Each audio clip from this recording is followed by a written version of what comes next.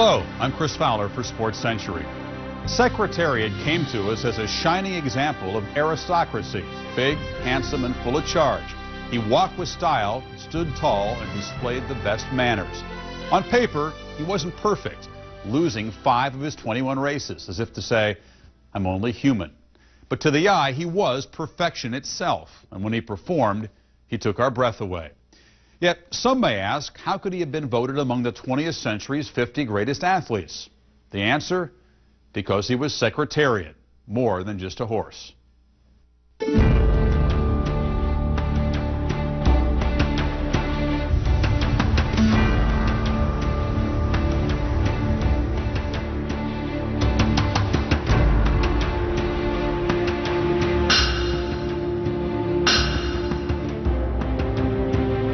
He had a kind of a princely quality about him. Physically, mentally, he had the temperament, he had the physique, he had the heart, he had brilliant speed, great stamina.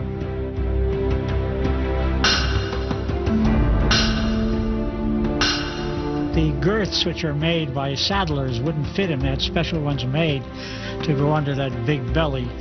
It is said by experts that he was the perfect horse in measurement.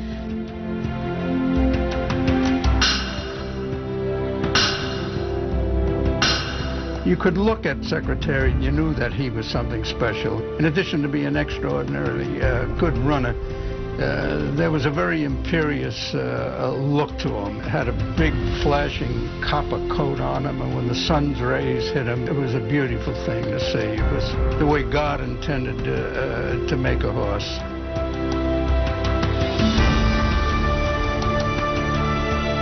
You can't anticipate greatness.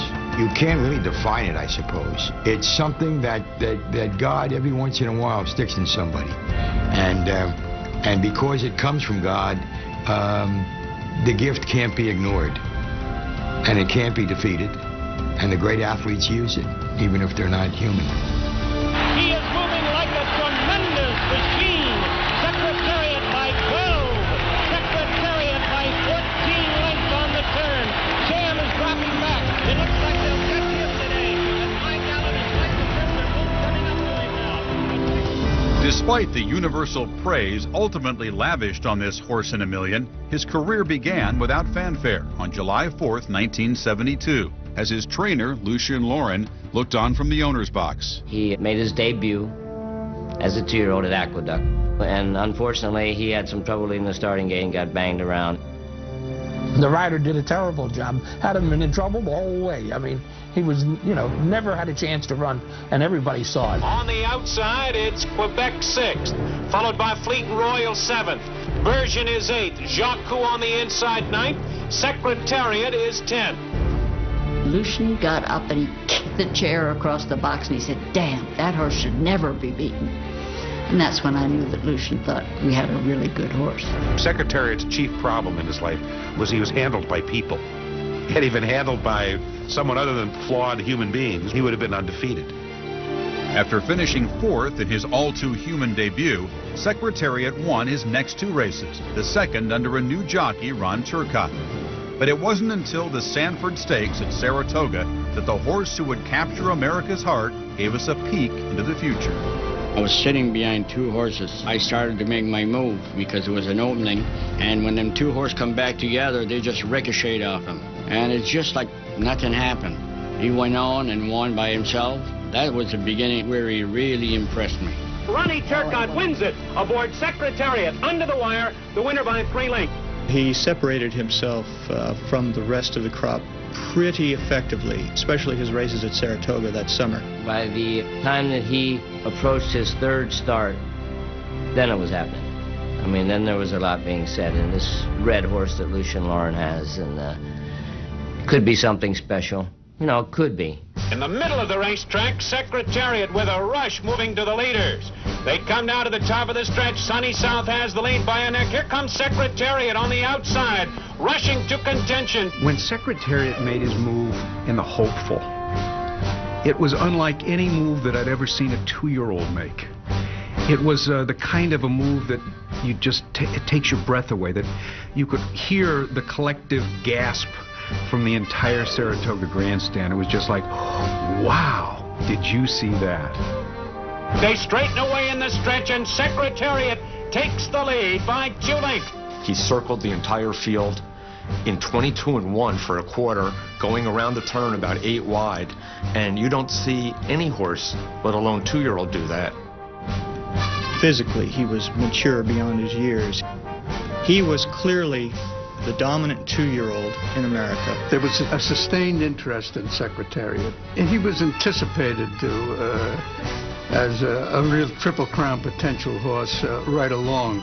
For a 2-year-old to become Horse of the Year, he can't just be a very good 2-year-old. He has to break the mold. He has to do something really sensational and different. Secretariat looks like a 2-year-old who could turn into a super horse. Beyond his explosive acceleration and lofty bearing, Secretariat exuded a human dimension that quickly gained him national fame. Secretariat just had a regal way of standing before he was going out to work out, and he looked like he was in charge. He was beautifully balanced and had this rich red color and the interesting blaze, but the best thing about him was his eye. It was incredible. All of a sudden he'd be looking at the stands, he'd walk down, slow down, finally come to a little halt, like he was saying hello to that pretty girl in the stands. Every time he heard a camera, he turned. He'd stop and turn. I saw Secretariat once watch an airplane fly overhead. I'd never seen that before. He had that star quality about him, sort of like the movie stars arriving on the red carpet at the Academy Awards. He would look over, give you the perfunctory, "It's me, good to see you, gotta go." Instead of a bit player on the New York stage, he would have probably been an English stage actor doing Shakespeare. If he could have talked, he'd have been a son of a bitch, because he was arrogant. He was the heavyweight champion of the world, is what he was, and he knew it. That marquee quality sparked investor interest throughout the racing world. In early 1973, breeding shares for Secretariat were sold for a record total of $6 million. Then, after winning his first 2 starts of the year, the unexpected happened in his Kentucky Derby tune-up at Aqueduct. The day before the Wood Memorial, I worked him 3/8 of a mile, and I had to kick him to make him work, and I never had to do that. And I told the foreman, there's something the matter with this horse. I said, you better have him checked out. And this word never got back to Lucian Lauren. Ronnie said the horse was acting funny in the gate, and every time he pulled on the rein, he jerked his head back, that he had never done that, and he couldn't understand it. 70 yards from the finish, it's Angelite in front, Sham on the outside. And here's the finish. Angelite holding on, winning it by a neck. It's a big upset. Secretariat finishing 3rd in a photo. But I think Turcotte was paying too much attention to Sham because he thought Sham was the only horse that he had to beat in the race. And somehow he allowed Angelite to get past him. When the horses hit the wire, Lucian Lauren knew he lost with Secretariat, couldn't understand it, and did not know that he had won the race with Angelite. With the Kentucky Derby just 2 weeks away, serious questions arose about Turcotte's ability to guide Secretariat to victory in the first leg of the Triple Crown. I thought he misjudged the pace, and he was too far behind. He couldn't run any faster as he did at the end, but it was too late. I said then, I just don't think Ronnie is the caliber competitor that we need. Lucian then said, no, I really think that he'll be all right. I'll talk to him. We had a conversation, and Ronnie made a very emotional pitch to me not to take him off the horse, that he knew he'd made mistakes, but let him ride. If many didn't share Lauren's confidence in the rider, others began to wonder about the horse. This was after he had been syndicated for $6 million, and people wondered, did these people waste their money? Was he this good? Was he not? Were we going to have another failure in the Triple Crown?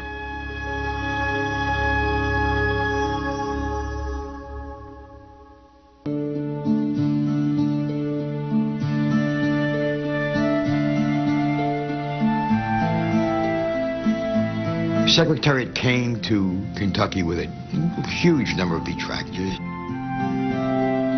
All of a sudden, Lucian Lauren brings him into Louisville, and there's just all this controversy about rumors that he might have hurt himself in the Wood Memorial. And Jimmy the Greek at that time was going around telling people the week of the Derby that the horse was lame. This horse was such a great 2-year-old. He was Horse of the Year as a 2-year-old. And now he's coming in here with a chance to be maybe the greatest thing since Man of War. But you can't block out all these rumors, and you wonder what's going to happen here today. But for all the negative fallout from his poor showing in the Wood Memorial, Secretariat was a 3-2 favorite to win the biggest race of his young life. A record 134,000 hummed with expectations. This is Churchill Downs, Louisville, Kentucky, on this first Saturday in May 1973. I'm Jack Whitaker, and this is the 99th running of the Kentucky Derby. Moments from a start. Secretariat is in the gate. My Gallant is moving in. Secretariat throws his head a bit. They're at the post. And they're off for the lead. On the inside, that's Angle Light for the lead. He broke dead last, and he was dead last after a quarter of a mile. Then Forgo.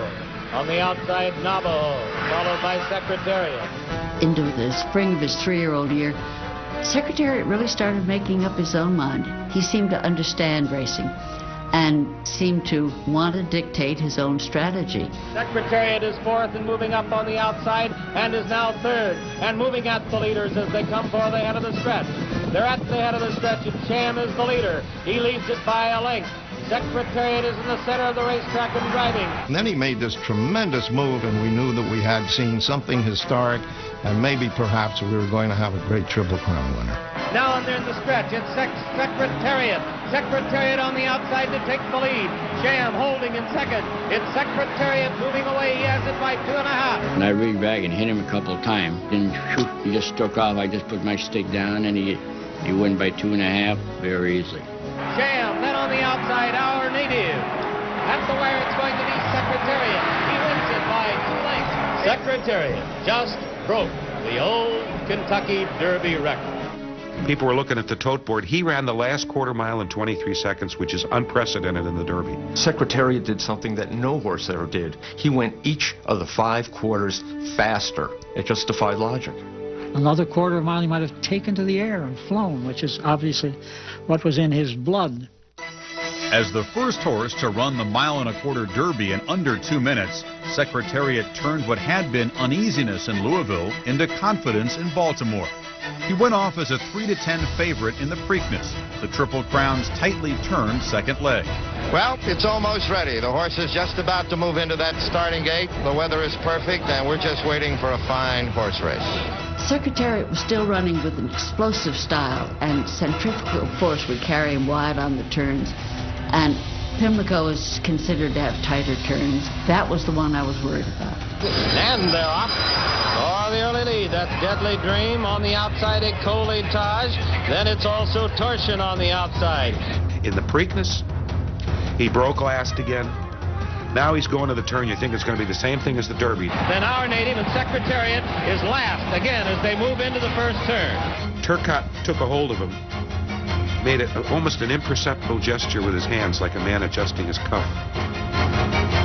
Took the horse to the outside and he went boom. He went from last to first in about 180 yards. Sham under an easy hold right now, but here comes Secretariat. He's moving fast, and he's going to the outside. He's going for the lead, and it's right now he's looking for it. He just accelerated and just circled the field, and I said, good Lord, what is Turcotte thinking about? I mean, this horse is cooked, because you just didn't see a horse ever make a move like that, especially in the first turn. It was far too early for him to have been moved strategically. Ronnie wouldn't have asked him to run that soon in the race. It had to be what the horse wanted to do. Secretariat holding it by 1.5 lengths. Here comes Sham second on the outside now. Now it's Secretariat the leader by 1.5 lengths with Sham moving into second. Once I get to the lead there, and I just drop him on the rail and just turn his head loose, and he went back to galloping his old self. You know, he just loping along. You know, I kept thinking Belmont. Secretariat by 2 lengths. Sham driving second. There's a strong left-handed whip again by Tinkai. He goes to it time and time again, but Ronnie Turcotte has his whip put away, and Secretariat has him put away. He's beginning to draw away. It is Secretariat. He's coming to the wire. He wins it by 2.5, almost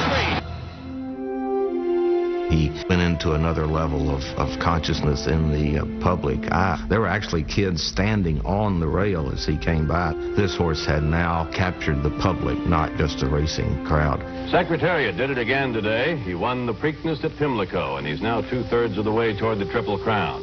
Expectations were very high for any horse, not just Secretariat, to win the Triple Crown. After 25 years since Citation had won it in 1948, there'd been a lot of very good horses that had tried to win and failed. Winning the Triple Crown seemed almost impossible. It was tantamount to the 400 hitter in baseball or the DiMaggio 56-game hitting streak. This was something that most Americans had finally concluded will never happen again. No one will ever win the Triple Crown again. Secretariat's run to history transcended a nation divided. A lot of Americans didn't feel very good about ourselves because it was Watergate and it was Vietnam. Our psyche was a little bruised at that time, and this horse was a big uplifting thing for us all. The front cover of Time magazine was Secretariat during Watergate. And I think the country just loved it because Secretariat was a true hero. We always need sports heroes. It takes our minds off other things. Secretariat gave people sort of a scandal-proof celebrity to look at and to enjoy without the residue of messy politics. He was the only honest thing in the country at the time. This huge, magnificent animal that wasn't tied up in scandal, wasn't tied up in money. He just ran because he loved running. Not since Man o' War in 1920 had a horse so captivated a nation. Now the 1-10 favorite had a chance to succeed, where 7 horses failed since 1948, to win the Belmont Stakes after taking the first 2 legs of the Triple Crown. It was impossible for Citation to create the excitement that Secretariat did because television was in its infancy at the time, really. But Secretariat was a national occupation because they'd all seen him in color on television. And he was really the first equine hero of the media age. He'd been on the covers of Sports Illustrated, Time, Newsweek. We were all under a lot of pressure. You talk about attention. When you're on the cover of 3 national magazines, it was really hell week. It was, could I get through every day? And it was really terribly wearing. I wouldn't want to do it again.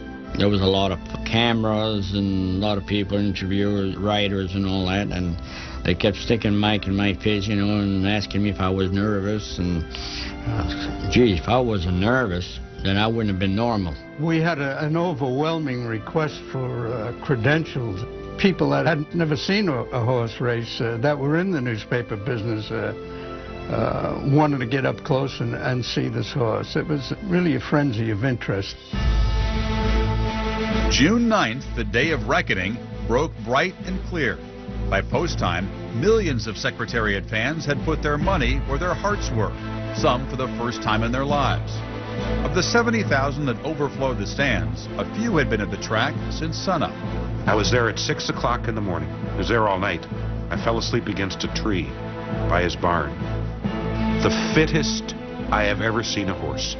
His eyes were big as saucers, his nostrils were flared, he was nickering, his ears were playing, his muscles were rippling, and he's walking around on his hind legs. And I remember thinking to myself, boy, what are we going to see today? Before the race, you could see not only what Secretariat meant to really veteran, hard-boiled, you know, step over a guy with a heart attack so they don't get shut out at the window betters, okay? But also with people who were at that track who were not gamblers, who brought their kids because it was Secretariat. This was the people's horse. Everybody wanted to see him not only win, but do it in a way that would really be authoritative. I'm looking at him and I think, I've never seen him walk like this before. He looks like the execution man. He's going to the gallows. He's about to dispatch somebody. And they're off. Looks like the early lead goes to My Gallant. Yes, My Gallant going for the lead with Price and Prince on the outside. Secretariat away very well, has good position on the rail, and in fact is now going up with the leader. Sham had been such a tough competitor for him in the first 2 races. You wondered, would this finally be Sham's day? My instructions were to be very close to Secretariat from the way go. And now it's Sham. Sham and Secretariat are right together into the first turn. My Gallant has third behind them. Then it's Twice the Prince, and the trailer is Private Smiles as they go by the turn. He just felt like running. That was the day he felt terrific. I said, just leave him alone. I says, just take a long hold and let him run his own race. Ron Turcotte, he let him run. Come on, let's see what he's got. You've done the Derby, you've done the Preakness. Come on, let's see how he goes all out. How good can this guy go? They continue down the backstretch, and that Secretariat now taking the lead. I looked at the teletimer and saw that the horse had gone 3/4 of a mile in 1:09 and 2, which is the fastest 3/4 of a mile ever run in the Belmont Stakes. And he's leaving sham at this point. They're moving on the turn now. For the turn at Secretariat. It looks like he's opening. The lead is increasing. He is running and running and running. And I turned to the guy next to me and I said, he's lost the horse. 3.5. He's moving into the turn. Secretariat holding on to a large lead. Sham is second, and then it's a long way back to My Gallon and Twice a Prince. And I'm thinking, he has gone insane. And I'm cursing him under my breath. You moron. What are you doing? You know, you're going to kill the horse. You're going to lose the Triple Crown. Don't you know how fast you're going? Nobody knew that that was going to happen. Not the rider, not the trainer, not the owner. I think probably not the horse. Secretariat is widening now. He is moving like a tremendous machine. Secretariat by 12. Secretariat by 14 lengths on the turn. And he still has a 1/4 of a mile to go. And I'm thinking to myself, he's going to totally collapse in the stretch. He can't keep this up. And I'm asking other guys who are on the track, what are you thinking? And everybody to a man is thinking, he's going too damn fast. Secretariat is in a position that is impossible to catch. He's into the stretch. Secretariat leads his field by 18 lengths. Lucian said to me, oh my God, Ron, just don't fall off. Don't fall off. Finally, after I turned for home, my curiosity got the best of me. I had to turn around. When I look at it, I scare myself. They're in the stretch. Secretariat has opened a 22-length lead. He is going to be the Triple Crown winner. Here comes Secretariat to the wire. An unbelievable, an amazing performance. He hits the finish 25 lengths in front. I believed in Pegasus that day. I mean, because I saw him. I mean, I never saw anything like that in my life. 31 lengths. I mean, think of what that. I mean, that's unbelievable. It's like they were racing on 2 different racetracks. It was like the Lord was holding the reins. Secretariat was one of his creatures, and he maybe whispered to him a go, and that horse really went. It was really an almost supernatural experience. It really was. And look at Mr. Sweetie. I leaped up out of my chair at Belmont Park shouting, we'll never see this again. And I get to the elevator to go down to the winner's circle, and I'm standing next to Pete Axtell. And he said, I used to think that the Ali Fraser fight in Madison Square Garden was the greatest thing I've ever seen. This was even greater. Everybody was speechless. And then, when it set in, people were crying. I actually saw people crying at this event. I mean, it was such an overwhelming thing. There were these co-eds lining the rail. And this sounds hard to believe, but I swear half of them were weeping as he went by.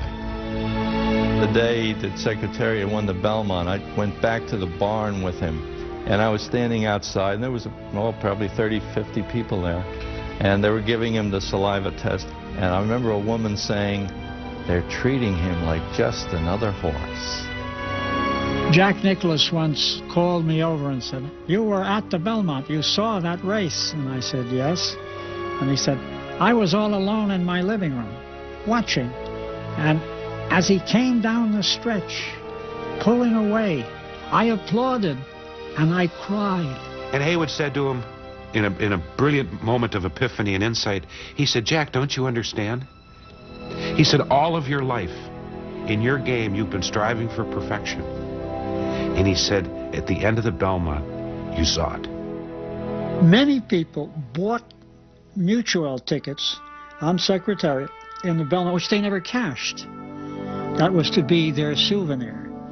Because when you are in the presence of something marvelous, some little bit of it, like a piece of glitter, drops on you, and you got it. You got that ticket.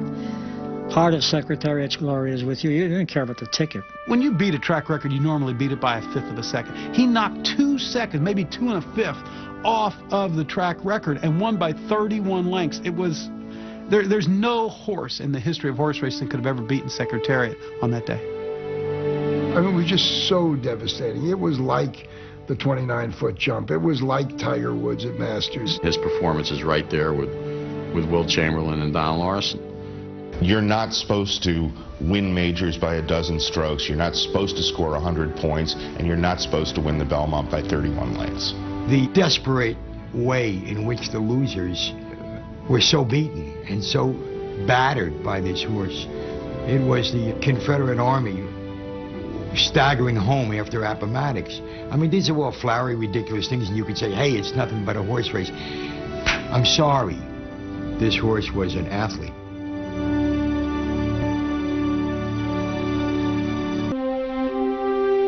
A great horse will make stars of the people around him, and it was certainly the case with Secretariat. This is more than the story of a single horse or the story of the great American horse as athlete. This is a story of one of the great American teams. The team's leader was Penny Chenery Tweedy. In 1971, with her father a victim of Alzheimer's disease, Penny left her comfortable life in Denver and traveled to the East Coast with hopes of saving the family horse farm.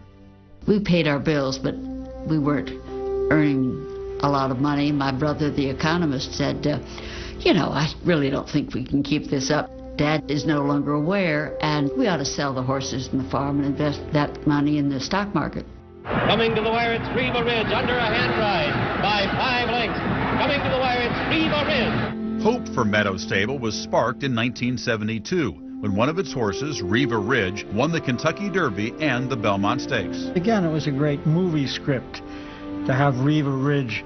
Indeed, her farm manager, an old Mr. Gentry, said to me after 1972, "Oh, I'm sorry, Haywood, for Miss Tweedy. Next year she had all that excitement with Riva, and next year she got nothing." And of course, nothing was Secretariat. Penny's greatest contribution to Secretariat was herself. Were it not for Penny Chenery, I think Secretariat would have been as famous and as popular a racehorse, but I don't think we would have remembered him in quite as completely a satisfying way. Penny was the perfect owner for Secretariat. She was this attractive, intelligent, gracious woman, and I think because of her, probably a lot of the women in America really became interested in Secretariat, maybe more than they would have been had there been a man owner. I hope I've been a role model for women, but it just was never in italics in my game plan. I just happened to be a woman. After taking control of Meadow Stable, Penny searched for a trainer she could believe in. Well, Lucien Laurin was about ready to retire when he was approached by Penny Chenery. She thought Roger Laurin, his son, would train, and he got another offer and left. And I said, well, what am I going to do? And he said, well, my dad's retired, but, you know, I think he'd help you out for a while. Lucien Laurin was very confident in his own abilities. He didn't allow the media or anyone else to second guess him. And I think that kind of confidence is very important. Otherwise, the grind of going through a Triple Crown could have caused a lesser trainer to self-destruct. Obviously, it worked out very well because he won 5 out of 6 consecutive Triple Crown races. Laurin's selection of Ron Turcotte to ride Secretariat had its own special logic. Like the trainer, the jockey came from similar roots and hardships as a French-Canadian. He grew up as a lumberjack, working in the woods in Canada, and he was not the type of jockey to go out there and give out sound bites. He went out there and he rode his horses as hard as he could. I think Ron was just perfect for that whole Secretariat team. Maybe a jockey that was more outgoing and that demanded the limelight more and all that might have kind of upset that chemistry a little bit. The thing that worked about Ronnie with Secretariat is that Ronnie came to trust the horse. The rider couldn't do an awful lot to change him, and there was no particular need to. The biggest thing you can say about riding a super horse is he didn't screw it up. He fit the horse ran for him, but this is a horse that would have run for just about anyone. In 1977, Lucien Laurin was inducted into the Horse Racing Hall of Fame. Ron Turcotte was less fortunate. His riding career ended in 1978 when an accident on the track paralyzed him for life. It didn't bother him when he was paralyzed from that accident, and he just accepted it. And a lot of people would have said, why me? Ronnie took the attitude of why not me, and eventually went back into his life. Lucien Laurin and Ron Turcotte would always, I think, be ranked at the top of their professions as trainers and jockeys, but being associated with Secretariat has really given them a special place.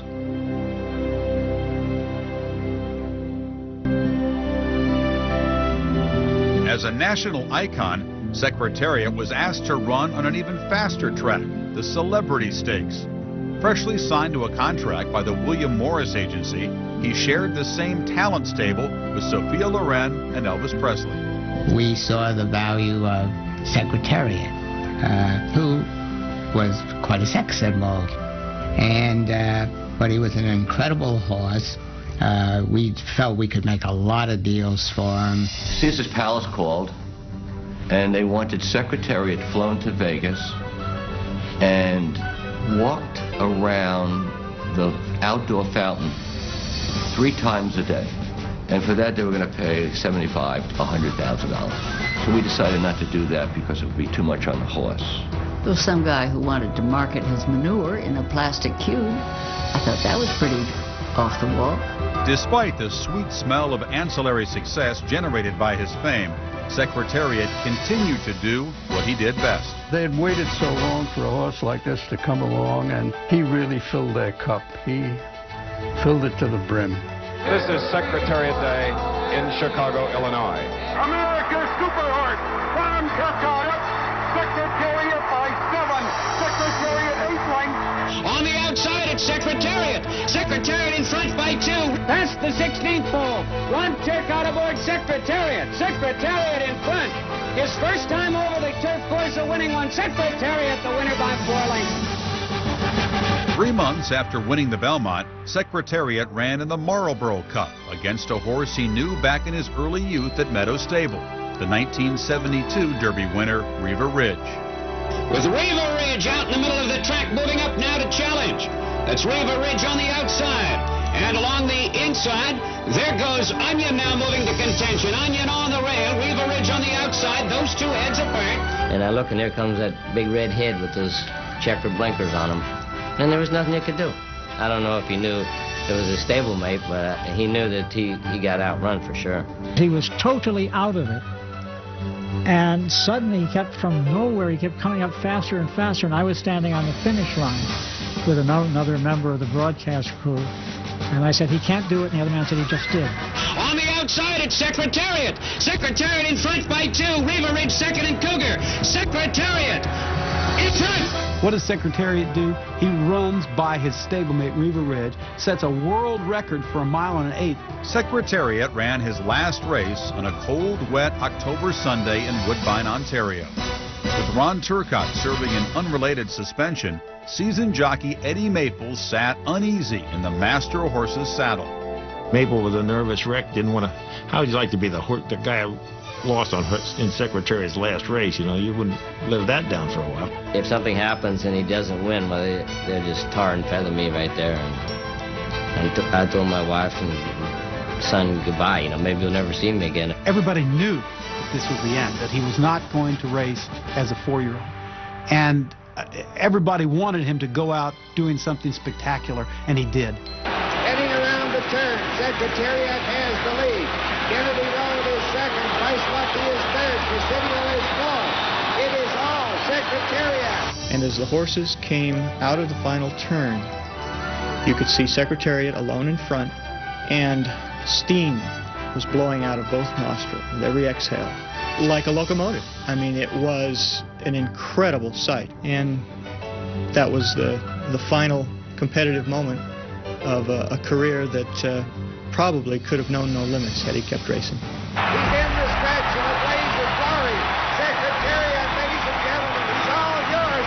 Secretariat leads it by 6. When the race was over, I went down and I reached down and grabbed a handful of grass, which, as best as I could tell, was the last step that Secretariat had taken on the track. Like all great athletes who quit at the top, Secretariat left racing fans to wonder what might have been. We waited a long time for him. We waited since Manowar. I don't expect in my lifetime to see another one like him. We might see another Affirmed, or we might see another Native Dancer or something, but he was perfect. His final appearance on the track. It's very rare for people to come out to see a horse when he isn't actually racing, but Secretariat drew that kind of crowd. At Aqueduct on November 6, 1973, just 16 months since his inauspicious debut, 33,000 of the faithful gathered to watch the big chestnut canter past the stands on his last goodbye before retiring to stud. I can remember being there the day that he arrived back at Bluegrass Field in Lexington to be sent over to Claiborne Farms, and it was almost like Air Force One had landed and the president was getting off. He became such an attraction, but also almost a cult hero. People loved to go to Claiborne to see him after he was retired. They couldn't really get over, this is Secretariat. We had people even lay down in the stall. You know, God, let me lay on that straw if that's where Secretariat sleep. When I moved here from California, I had never seen Secretariat before, and, you know, before I went out and looked for a place to live, before I went out and shopped for furniture, before I did anything, I just felt this compelling need to go out to Claiborne Farm and see Secretariat. And in 1976, when the Today Show, in celebration of the bicentennial, went around to each state, I arranged for them to come to Claiborne Farm in Paris, and we set up right by the Secretariat paddock. And it was one of the great performances of all time, because it was like he knew he was on national TV. He sat there and he posed with his head and his ears, and it was like the star knew that the red light was on. It's time to perform. I asked Seth Hancock, now how could you tell? I mean, they all look so magnificent. How could you tell that Secretariat was any better than anyone else? He says, you know, it's their eyes. You know, the great athletes have great thoroughbreds. It's their eyes. And as he said eyes, Secretariat snapped his head and stared at me like that to say, and you better believe it. Just looked me right in the eyes. And he told me then, he said, even out in the field when they feed the horses, they wait till Secretariat eats first.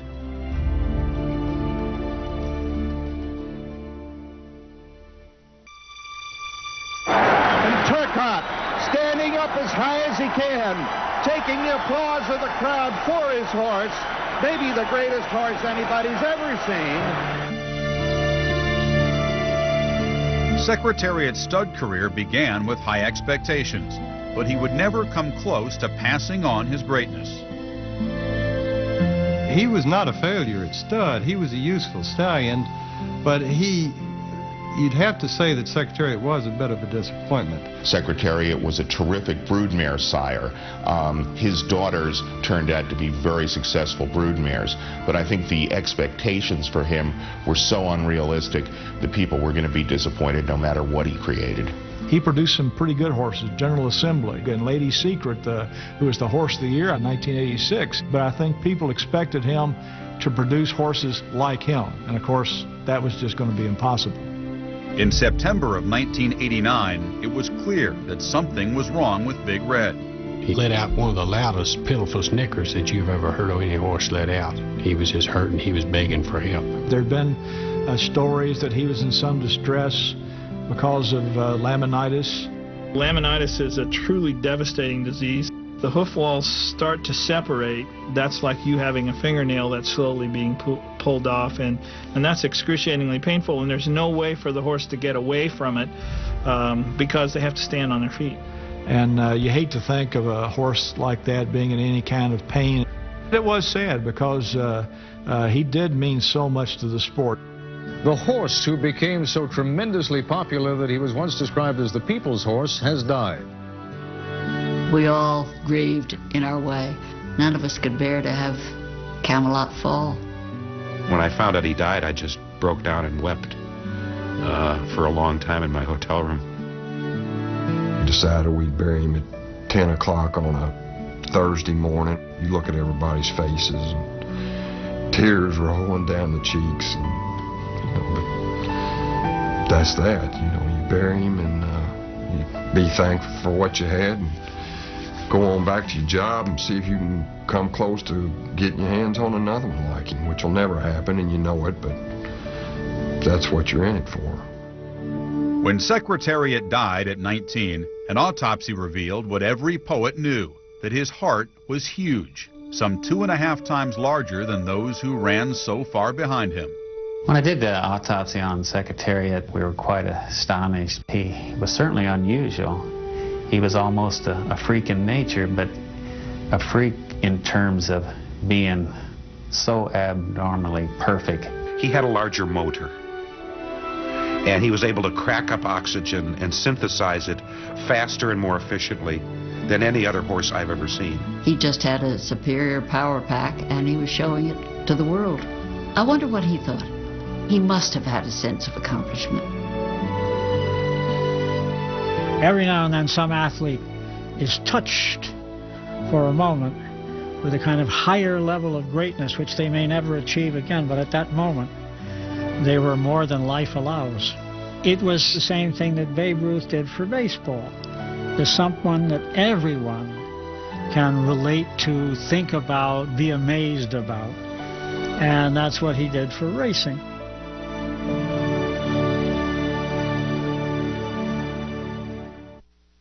In recent years, off-track betting has made horse racing a sport in absentia.